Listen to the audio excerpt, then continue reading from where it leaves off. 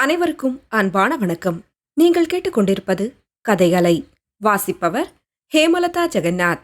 அமரர் கல்கி எழுதிய சிவகாமியின் சபதம், பாகம் 3, அத்தியாயம் 52. வளையற்காரன். நாகநந்தி என்ற பெயரை கேட்டவுடனே அங்கிருந்தவர் அனைவருக்கும் தூக்கி வாரி போட்டது. மாமல்லர், ஆஹா, புத்த பிக்ஷுவா, அப்படியானால் குண்டோதரன் கூறிய செய்தி பொய்யா என்று சொல்லிய வண்ணம் குண்டோதரனை நோக்கினார். இல்லை பிரபு, குண்டோதரன் கூறிய செய்தி உண்மைதான். வாதாபிக்கு வரும் வழியில் பிக்ஷு வேங்கி நகரத்துக்குத்தான் போனார். துரதிருஷ்டவசமாக நேற்று திரும்பி வந்துவிட்டார். அவருடைய வரவினால் நம்முடைய காரியம் 1க்கு 10 மடங்கு கடினமாகிவிட்டது.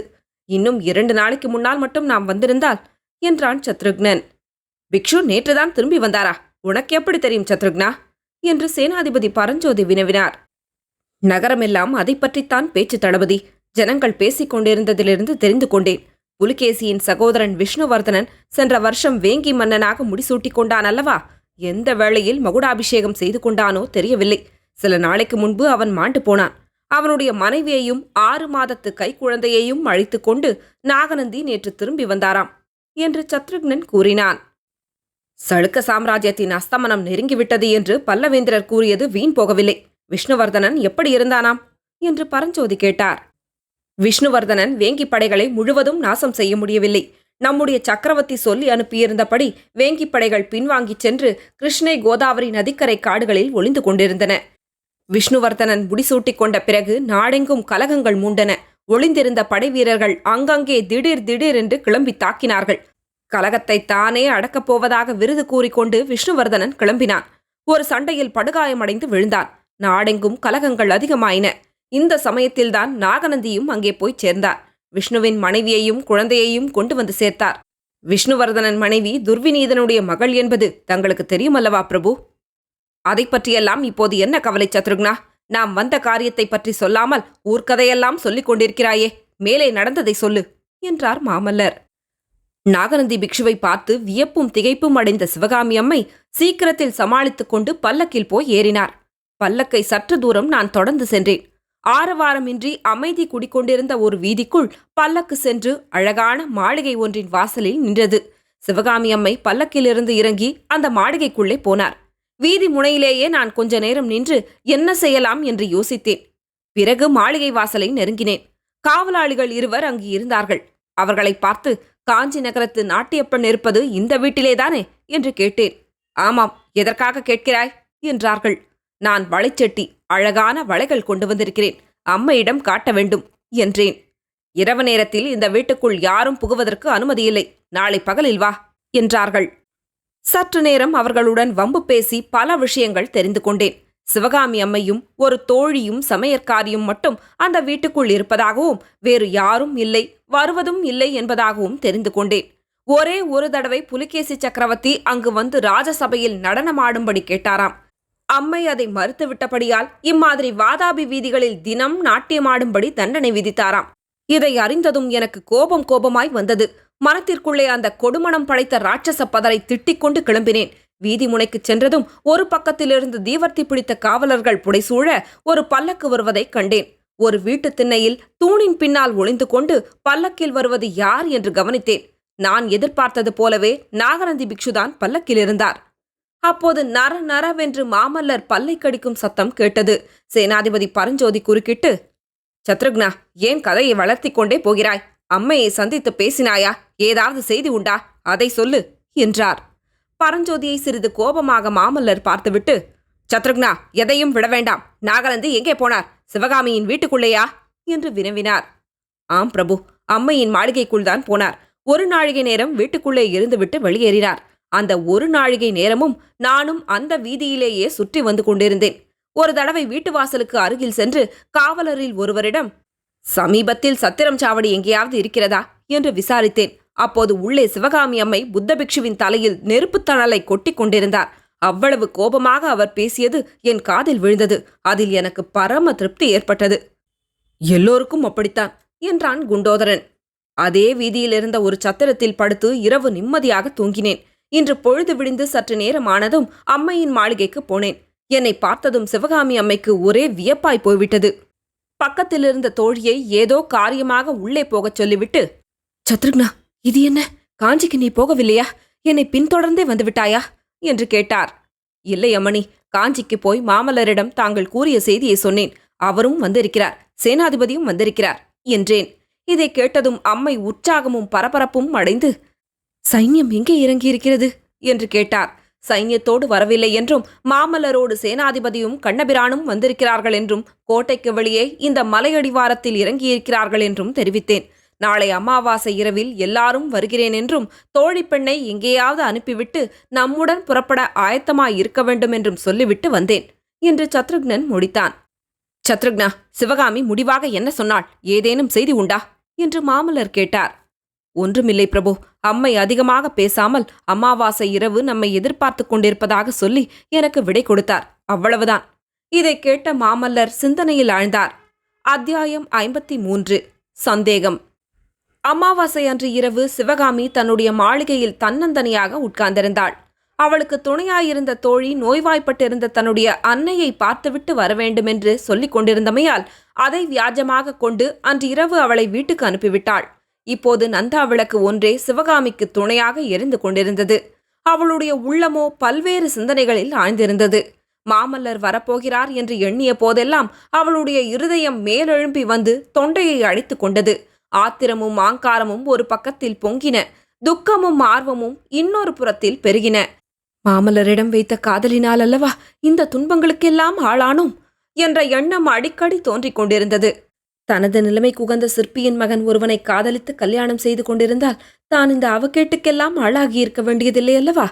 காடு சூழ்ந்த தனி வீட்டில் வசித்த தன்னை மாமல்லர் ஏன் தேடி வந்து இப்படி பித்து பிடிக்கச் செய்ய வேண்டும்? அப்படி செய்தவர் மண்டபப்பட்டு கிராமத்தில் ஏன் என்னை தன்னந்தனியாக விட்டுவிட்டு போக வேண்டும்?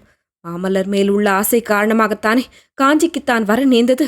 மறுபடியும் அவருடைய காதல் காரணமாகத்தானே கோட்டையிலிருந்து சுரங்க வழியாக வெளிவர நேர்ந்தது. ஆஹா, தன்னுடைய துன்பங்களுக்கெல்லாம் காரணம் அவர்தான். இப்படியாக மாமல்லரிடம் ஒரு புறம் ஆத்திரத்தை வளர்த்து கொண்டு வந்தாள் என்றாலும் நேரமாக ஆக ஐயோ அவர் வரவில்லையே என்ற ஏக்கமும் ஒரு புறம் அதிகமாகி வந்தது. அர்த்தராத்திரியில் சிவகாமி ஆழ்ந்த சிந்தனையில் இருந்த போது திடீரென்று அவள் எதிரில் தாடியும் மீசையும் உள்ள முகத்தோற்றமுடைய இருவரை கண்டதும் திகிலடைந்தவளாய் நிமிர்ந்து உட்கார்ந்தாள். ஆனாலும் அப்படி வந்தவர்களுடைய முகத்தோற்றம் பயங்கரத்தை விளைவிப்பதாக இல்லை, எப்போதோ பார்த்த முகங்களாகவும் தோன்றின. யார் நீங்கள்? இந்த நள்ளிரவு வேளையில் எதற்காக இங்கே வந்தீர்கள் என்று அதிகாரத் தொனியில் கேட்டாள். சிவகாமி, என்னை தெரியவில்லையா என்று மாமல்லரின் குரல் கேட்டதும் சிவகாமியின் முகத்தில் வியப்புடன் கூடிய புன்னகை மலர்ந்தது. எத்தனையோ காலத்துக்கு பிறகு சிவகாமியின் முகத்தில் தோன்றிய அந்த புன்னகை அவளுடைய முகத்திற்கு எல்லையற்ற வனப்பை அளித்தது. ஆனால் அந்த முகமலர்ச்சியானது மாமல்லரின் உள்ளத்தில் மகிழ்ச்சியை உண்டாக்கவில்லை. ஆ, இவள் இவ்விடம் உற்சாகமாகத்தான் இருக்கிறாள் என்ற எண்ணம் அவர் அகத்தில் உண்டாகி முகம் சுருங்கும்படி செய்தது. பிரபு, தாங்கள்தானா என்று உணர்ச்சியினால் கம்மிய குரலில் கேட்டுக்கொண்டு சிவகாமி எழுந்தாள். ஆமாம், நான் தான். வாதாபி சக்கரவர்த்தியின் மாளிகையில் வைபோகமாக வாழும்போது பழைய மனிதர்களைப் பற்றி எப்படி ஞாபகம் இருக்கும் என்று மாமல்லர் கடுமையான குரலில் கூறினார். அந்த கொடிய மொழிகளை கேட்ட சிவகாமி திக்பிரமை அடைந்தவள் போல் மாமல்லரை பார்த்தது பார்த்தபடி நின்றாள். இவர் உண்மையில் மாமல்லர்தானா அல்லது வேஷதாரியா என்று அவளுக்கு ஐயம் தோன்றிவிட்டது. இப்படி ஒருவரையொருவர் வெறித்து பார்த்து கொண்டு சும்மா நின்றதை கவனித்த தளபதி பரஞ்சோதி அந்த சந்தர்ப்பத்தில் தாம் அங்கிருப்பது அனுச்சிதம் என்பதை உணர்ந்தார். உடனே மாமல்லரின் காதருகில் வந்து, பிரபு, காலதாமதம் செய்யக்கூடாது, அதிக நேரம் நமக்கில்லை என்று சொல்லிவிட்டு அப்பால் முன்கட்டுக்கு சென்றார். பரஞ்சோதி மறைந்த பிறகு மாமல்லர், ஓஹோ, இன்னும் ஞாபகம் வரவில்லை போலிருக்கிறது. போனால் போகட்டும். உன் தந்தை யாயனரையாவது ஞாபகம் இருக்கிறதா சிவகாமி? ஆடல் பாடல் வினோதங்களில் அவரையும் மறந்துவிட்டாயா என்றார். சிவகாமியின் புருவங்கள் நெறிந்தன, கோபத்தினால் சிவந்த கண்கள் அகல விரிந்தன, இதழ்கள் துடித்தன.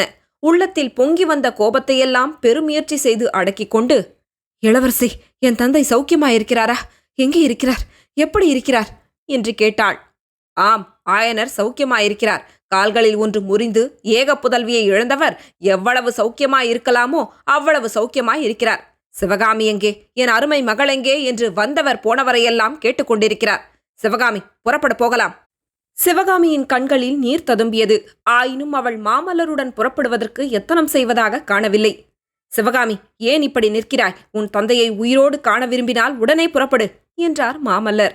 இன்னமும் சிவகாமி அசையாமல் சும்மா நின்றாள். இது என்ன சிவகாமி, காஞ்சிக்கு வர உனக்கு இஷ்டமில்லையா? ஆஹா, அப்போதே சந்தேகித்தேன், அது உண்மையாயிற்று என்று மறுபடியும் மாமல்லர் குத்தலாக சொன்னார். சிவகாமியின் மௌனம் அப்போது கலைந்தது. பிரபு, என்ன சந்தேகித்தீர்கள் என்று கேட்டாள். அதை பற்றி இப்போது என்ன, பிறகு சொல்கிறேன். என்ன சந்தேகித்தீர்கள், சொல்லுங்கள் பிரபு. இப்போதே சொல்ல வேண்டுமா? அவசியம் சொல்ல வேண்டும். வாதாபி சக்கரவர்த்தியின் மாளிகையில் சுகபோகத்துடன் வாழ்ந்தவர்களுக்கு என்னோடு புறப்பட்டு வர இஷ்டமாயிராது என்று சந்தேகித்தேன். இதை கேட்டதும் சிவகாமி சிரித்தாள். நள்ளிரவு நேரத்தில் அந்த சிரிப்பின் ஒலி மாமல்லரின் காதுக்கு நாராசமாய் இருந்தது.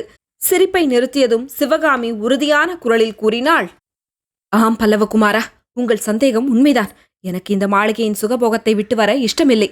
வாதாபி நகரை விட்டு வரவும் மனமில்லை. நீங்கள் போகலாம். இவ்விதம் சிவகாமி கூறியதும் மாமல்லர் கண்களில் தீப்பொறி பறக்க, ஆஹா, பெரியவர்கள் கூறியிருப்பது எவ்வளவு உண்மை என்றார். பெரியவர்கள் என்ன கூறியிருக்கிறார்கள்? ஸ்திரீகள் சபல சித்தமுடையவர்கள் என்று சொல்லி இருக்கிறார்கள். அந்த உண்மையை இப்போது கண்டு கொண்டீர்கள் அல்லவா? போய் வாருங்கள் பிரபு. ஆஹா, உன்னை தேடி 100 காத தூரம் வந்தேனே, என்னை போன்ற புத்திசாலியார் என்று தமக்குத்தாமே சொல்லிக் கொண்டார் மாமல்லர். பிறகு, சிவகாமி, நீ எனக்காக வரவேண்டாம். உன் தந்தைக்காக கிளம்பி வா. உன் தோழி கமலிக்காக புறப்பட்டு வா. உன்னை கட்டாயம் அழைத்து வருவதாக அவர்களிடம் சபதம் செய்துவிட்டு வந்தேன் என்றார் மாமல்லர். நானும் ஒரு சபதம் செய்திருக்கிறேன் பிரபு. நீயும் சபதம் செய்திருக்கிறாயா? என்ன சபதம்? தங்களிடம் எதற்காக சொல்ல வேண்டும்? சொல்லு சிவகாமி, சீக்கிரம் சொல். சொன்னால் நீங்கள் நம்ப போவதில்லை. சபல புத்தியுள்ள அபலை பெண்ணின் சபதம்தானே. பாதகமில்லை, சொல், நேரமாகிறது.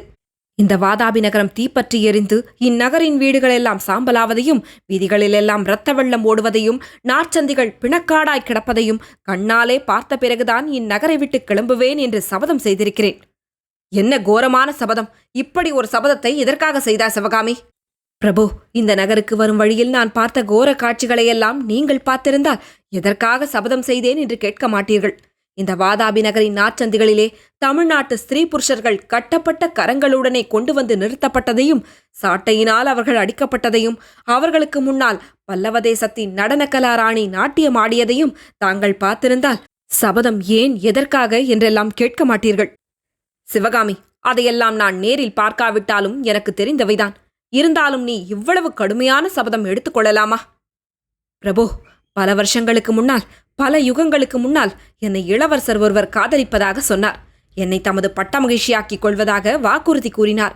என்னை ஒரு நாளும் மறப்பதில்லை என்று வேலின் மேல் ஆணையாக வாக்களித்தார். தாமரை குளக்கரையில் பூர்ணச்சந்திரனின் நிலவில் இந்த ஜன்மத்திலும் எந்த ஜன்மத்திலும் நீயே என் வாழ்க்கை துணைவி என்று சத்தியம் செய்தார். அவர் சுத்த வீரர் என்றும் சொன்ன சொல் தவறாதவர் என்றும் நம்பியிருந்தேன். அந்த நம்பிக்கை காரணமாகவே அத்தகைய சபதம் செய்தேன் என்று சிவகாமி கம்பீரமான குரலில் கூறி மாமல்லரை ஏறிட்டு பார்த்தாள். அந்த பார்வை கூரிய வேலை போல் மாமல்லருடைய நெஞ்சிலே பாய்ந்து அவரை நிலைக்குலையச் செய்தது. தொடரும். கதையலை உங்களுக்கு பிடிச்சிருந்ததுன்னா உங்க நண்பர்களோடும் உறவினர்களோடும் பகிர்ந்துக்கோங்க. நன்றி.